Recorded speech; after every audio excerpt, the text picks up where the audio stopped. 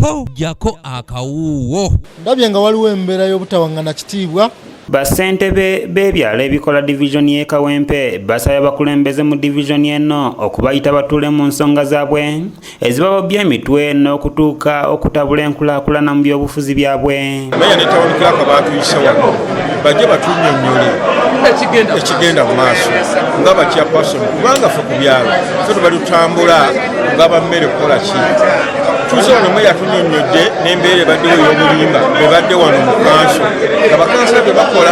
Mu lukiiko olwayitiddwa meeya wa divisioni y'e Kawempe Sserunjogi Emmanuel okudduukirira bassentebe n'ebikozesebwa mu kunaaba engalo bye bagenda okuteeka ku woofiisi zaabwe olutuuziddwa ku kitebe ky'eggombolola eno. Meeya Sserunjogi Emmanuel mwategereza bassentebe nga bwe balina okwettanira woofiisi ye okufuna okumanyisibwa okutuufu bwe wabaawo ensonga yonna gye bawulidde ng'okukalakasa okwabaddewo gye buvuddeko nga banneekolera gyange babanja ensimbi era n'agamba nti bakansala abamu be bakuma omuliro mu nteekateeka eno. Omuntu yenna aleeta ekigambo gy'oli ateekwa okuba nga alina obukakafu n'obuwandiike naye abantu abamu baleeta buleesi bigambo nga si buwandiike.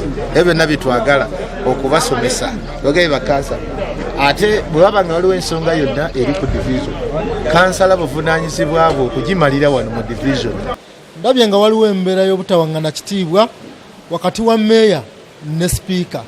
Simanyi oba Namujinga ajja lwakubeera nti omu ku bo tamanyi wawa alina kukoma oba kumanya kitiibwa kya munne bwekirina kukoma. Mutumba Onesimus bw'ayanjuddwa eri bassentebe nga sipiika wa divisioni omulonde n'asabibwa okubaako kyasuula eri bassentebe.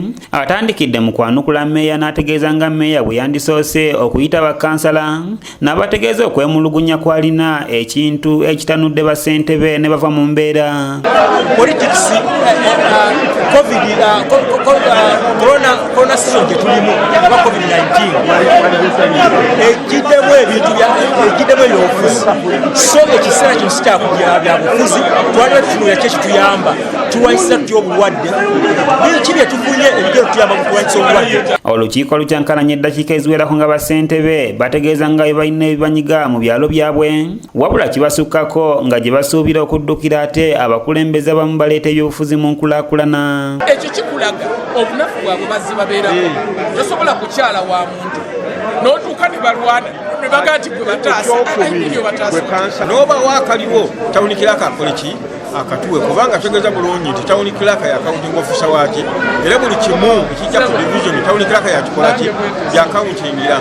Kati simanyi sipiika nabo bakansala abate abajja wano ate okulwanyisa embeera y'okulaba nga meeya waffe atusinkana n'okubulya waffe ye mukama waffe. Oluvannyuma embeereze mu nteeka era atwala abakozi ku divisioni eno atandise okuyitira mu bassentebe ebibayisiza nga muno nno abeetondedde olw'embeera ebaddewo wabula n'abasaba okukwasaganya emirimu gyabwe nga bwe girambikibwa.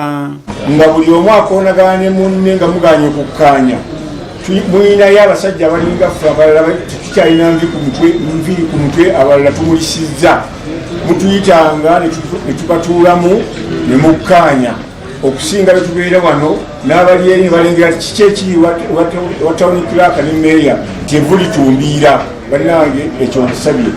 Njawulo ki eri wakati wa salale ne weegi? Tetumanyi oba ffe tufuna musaala oba tufuna weegi. Ekyo nga nkivuddeko mpozi nange nga munaye bwagambye twetondera Tawuni Clerk omugenyi. Bino bye tukoze bino mukama waffe tusobodde okubeera kyazze buzibu. Bassentebe nabo baliko bye basabye divisioni ebakolere ku lw'obulungi obw'ebitundu byabwe bakulembera.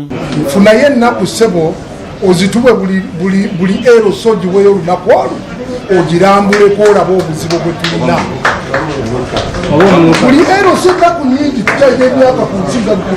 Kubanga twagala ebyobufuzi by'emirembe ebitateeka nziro ku bantu nga birimu amazima n'obwenkanya. Abakulembeze ku divisioni y'e Kawempe nga bakulembeddwamu meeya Sserunjogi oluvannyuma beetondedde bassentebe olw'embeera ebaddewo. Njagala mu nteeka yaffe twamaze dde okwetonda ebintu byaffe tugenda kubikolako in house. Tugenda kuteekawo disciplinary committee tulabe engeri gye tukwatamu ebintu byaffe era tugenda kubiddamu kubiteeka gye muli.